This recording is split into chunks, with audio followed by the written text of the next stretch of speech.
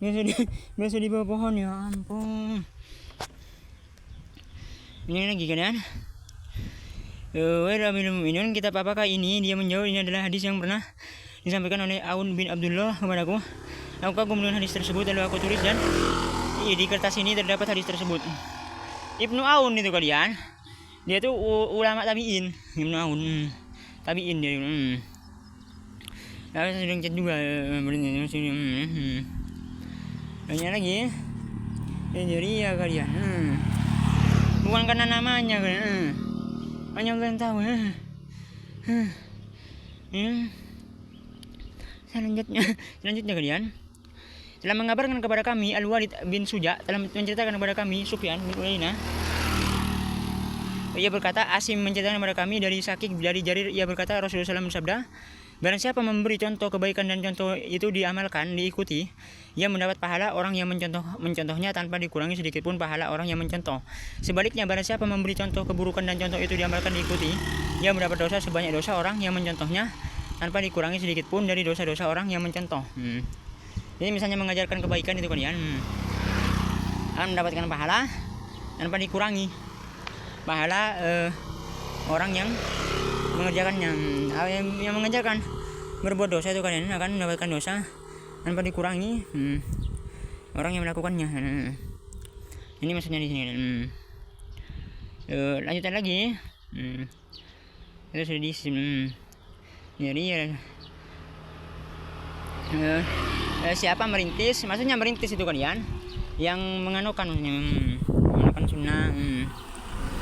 Telah mengabarkan kepada kami Amir bin Asim, telah menceritakan kepada kami Hamad bin Salama dari Asim dari As-Sahbi bahwasanya Ibnu Mas'ud radhiyallahu anhu berkata, ada 4 hal yang akan diberikan kepada seseorang setelah wafatnya, seperti sepertiga hartanya jika ia infakkan karena Allah Subhanahu wa taala, anak soleh yang mendoakannya setelah wafatnya, keteladanan yang baik yang pernah dilakukannya dan orang lain mencontohnya, dan 100 orang jika mereka memberi pertolongan kepada seseorang mereka akan ditolong lantaran dia. Maksudnya di situ kalian, misalnya dia menolong orang lain dari 100 orang, nanti orang lain itu akan ditolong juga lantaran dia, maksudnya di sini. Itu pas di sini tidak perlu itu kan yang atas itu juga. Maksudnya di sini menginfakkan sepertiga, misalnya seperti wasiat. Dia paling banyaknya kata ulama itu sepertiga. Selanjutnya kalian keteladanan yang baik yang pernah dilakukan. Selanjutnya kalian jika infakkan anak soleh, maksudnya di sini jariah, pahala jariah itu anak yang soleh. Kalian masalah tahlilan saya udah chat juga selanjutnya lagi kalian itu barusan Nabila tuh kan lewat macam cakul sana tuh kayak geret nggak tahu mobil yung ku ada yang memberitahu saya kalian saya sedang chat juga truk saya telah mengabarkan kepada kami Muhammad bin Al-Ala, telah mengabarkan kepada kami Ibnu Idris, ia berkata, bukan itu kalian, ada ulama memberitahu kalian, bukan karena itu aku pernah mendengar Harun bin Antaro dari Sulaim bin Hanzalah, ia berkata, kami menemui Ubay bin Ka'ab radhiyallahu anhu untuk bercerita tatkala ia berdiri, kami juga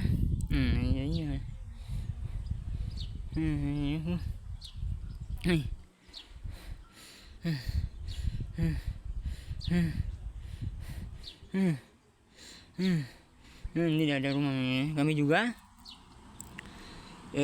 dan dipukulnya dengan tongkat pendek. Kemudian Umar menjauhkan Ka'ab dengan kedua lengannya. Saat itu Ka'ab bertanya, wahai Amirul Mukminin, memangnya apa yang kita lakukan ini? Ia menjawab, apakah kamu tidak perhatikan bahwa fitnah bagi orang yang diikuti adalah menghinakan yang mengikuti? Maksudnya apa itu kalian? Menghinakan yang mengikuti?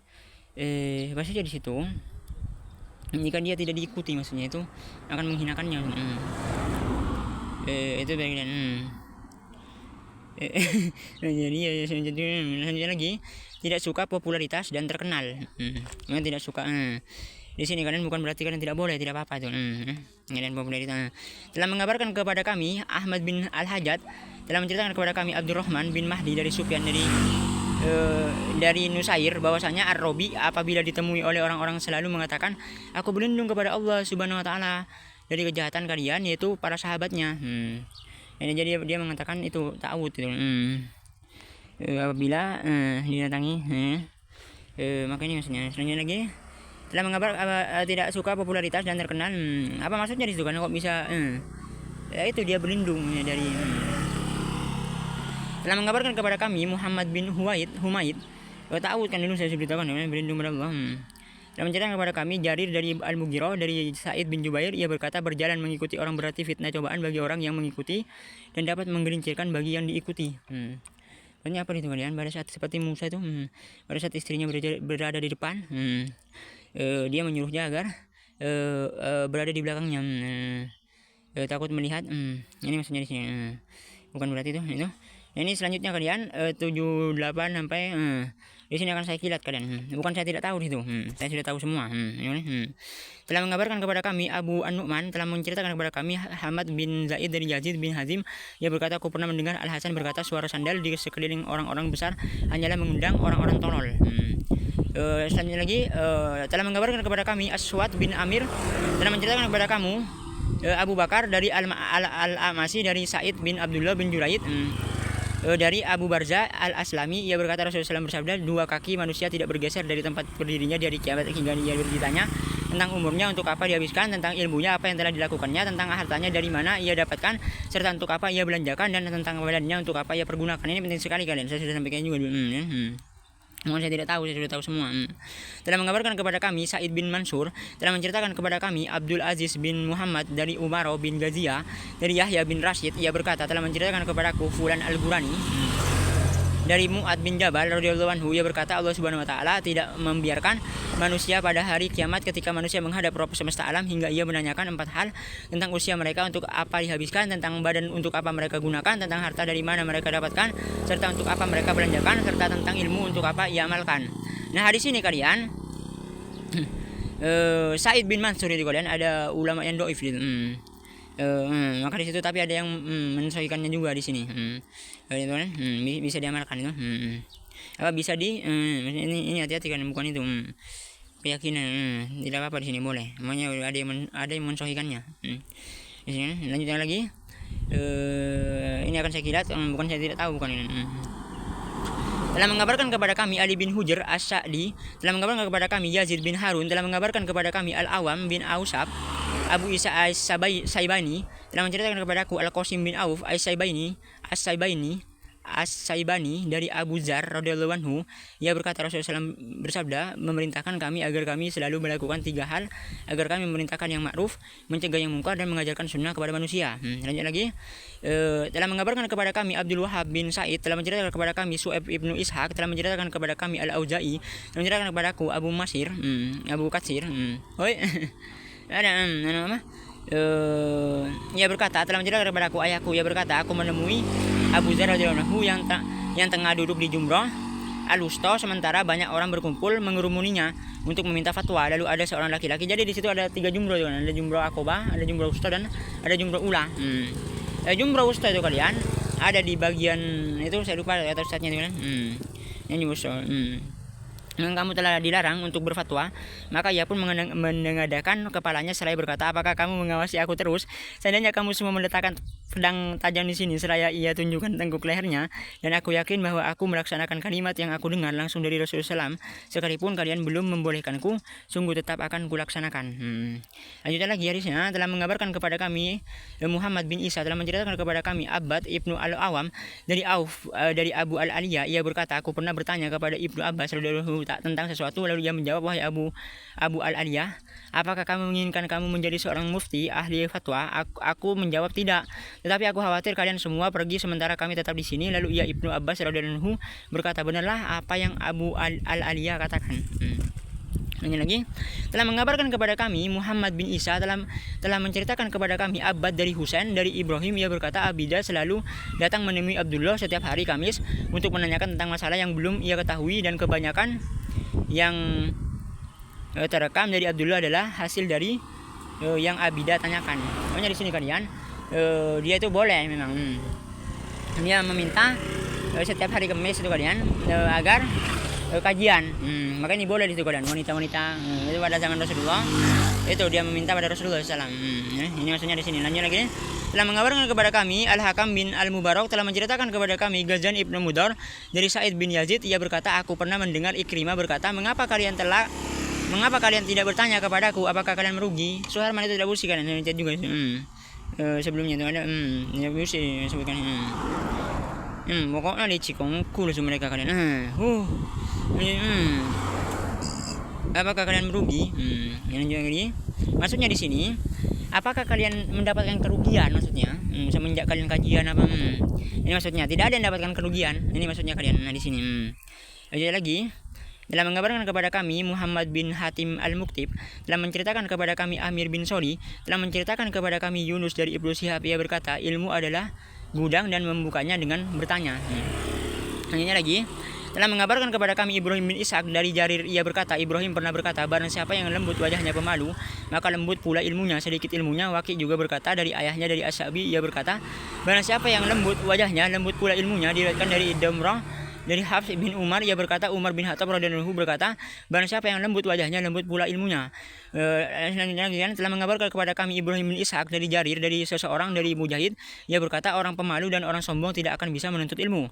Ini lagi telah mengabarkan kepada kami Muhammad bin Ahmad bin Abu Khalaf, telah menceritakan kepada kami Anas bin Iyad dari Hisam bin Urwah dari ayahnya bahwasanya ia mengumpulkan anak-anaknya seraya berkata, wahai anakku, hendaklah kalian belajar, kalaupun sekarang kalian menjadi generasi kecil, tidak mustahil kalian akan menjadi pembesar bagi yang lainnya.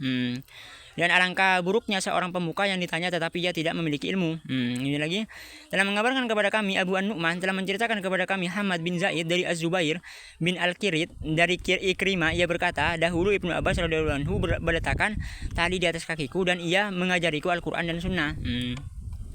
Telah mengabarkan kepada kami Muhammad bin Humaid, telah menceritakan kepada kami Yahya bin Al-Durais, ia berkata, aku pernah mendengar Sufyan berkata, barang siapa yang cepat menjadi besar, ia kehilangan banyak kesempatan untuk mencari ilmu, dan barang siapa yang tidak cepat menjadi besar, ia akan mencari hingga ia menggapai apa yang ia impikan. Telah mengabarkan kepada kami Muhammad bin Yusuf dari Sufyan dari Al-Amasi dari Saudi bin Kabab dari Husain bin Uqbah dari Salman, ia berkata, ilmu yang tidak disampaikan bagaikan gudang harta yang tidak pernah diinfakkan. Di sini kan politiknya itu kalian. Maksudnya di sini politiknya, saya lagi merekam. Kita itu kan pada saat banyak ilmu, kita tidak mau menyampaikan sehingga dicegat itu kalian. Ini politiknya kalian. Di sini. Nah, yang dimaksud tadi sini adalah yaitu hendaklah kita kalau punya ilmu langsung disampaikan. Ini maksudnya di sini. Telah mengabarkan kepada kami Ahmad bin Abdullah, telah menceritakan kepada kami Abu Syihab, telah menceritakan kepada aku Ibrahim dari Abu Iyad. Yang sebelumnya itu kan adalah Suharman kalian, tak jadi ada hula. Ini lagi merekam. Ayo. Sebelumnya ada Suharman kalian. Pokoknya licik kalian. Misalnya juga Abu Hurairah radhiyallahu anhu, ia berkata, Rasulullah SAW bersabda, perumpamaan ilmu yang tidak ini saya lagi merekam kalian, dimanfaatkan bagaikan gudang harta yang tidak pernah diinfakkan untuk perjuangan di jalan Allah Subhanahu wa taala. Selanjutnya lagi kalian telah mengabarkan kepada kami Ya'la, telah menceritakan kepada kami bahwa Ibnu Ishaq dari Musa bin Yasar pamannya, yang berkata, telah sampai kabar kepadaku bahwa Salman pernah menulis surat kepada Abu Darda radhiyallahu anhu, ilmu itu bagaikan sumber mata air yang ditutup oleh sebagian orang. Dari orang ini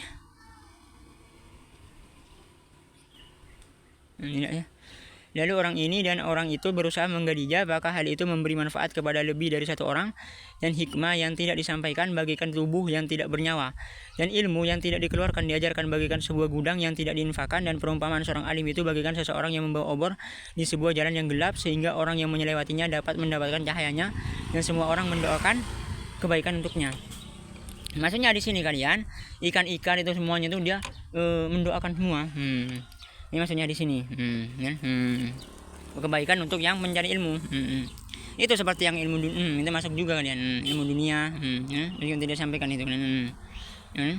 Telah mengabarkan kepada kami Muhammad bin As-Sal, telah menceritakan kepada kami Mansur bin Al-Aswad dari Abu Ishaq As-Saibani dari Hamad dari Ibrahim, ia berkata, ada 3 hal yang mengiringi orang wafat, sedekah yang padanya mengalir sepeninggalnya, doa anaknya untuk kebaikannya, dan ilmu yang ia sebarkan dan diamalkan orang setelahnya.